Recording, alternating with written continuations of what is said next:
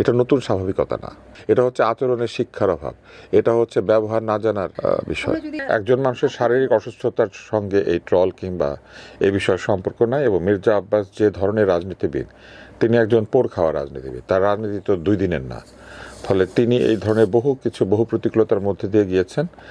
তার যে ঘটনাটি ঘটেছে সেটি হচ্ছে যে আমার ধারণা তিনি উচ্চ রক্তচাপের রোগী ছিলেন হয়তো, এবং তার একটা মস্তিষ্কের কোনো একটি সমস্যার কারণে তিনি আসলে অজ্ঞান হয়ে গিয়েছিলেন, যেটাকে আমরা স্ট্রোক বলি। আমি পুরো অসুস্থতার বিষয়ে জানি না, এখনো জানতে হবে আমার। তবে আমার ধারণা এটি স্ট্রোক, এবং তার যেহেতু মস্তিষ্কে অস্ত্রোপচারের কথা আমি শুনেছি, তার মানে হয়তো সেখানে রক্তক্ষরণ আছে অথবা কোনো ধরনের সমস্যা হচ্ছে যেটা অপসারণ করতে হবে।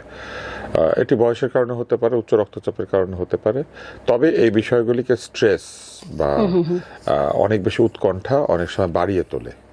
আমাদের আসলে জানতে হবে, কিন্তু এটাকে দায়ী করা যাবে না যে শুধু ট্রলের জন্য এরকম হয়েছে, কারণ ট্রল তো ওনার অনেক হয়েছে, ওনাকে নিয়ে অনেক আজে বাজে কথা বলা হয়েছে।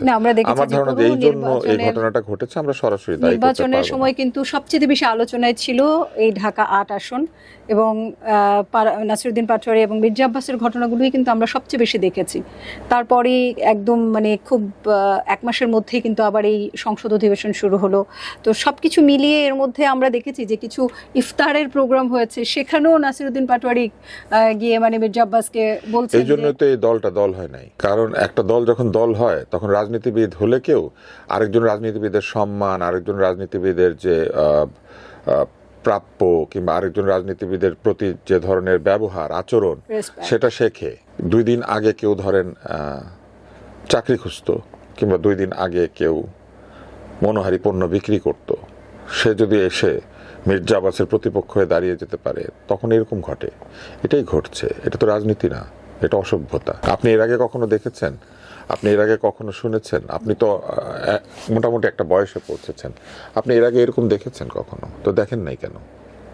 এটা কি নতুন কিছু? এটা নতুন কিছু না, এটা হচ্ছে অভদ্রতা, অসভ্যতা, যেটা আমরা মানুষের সামনে করতাম না।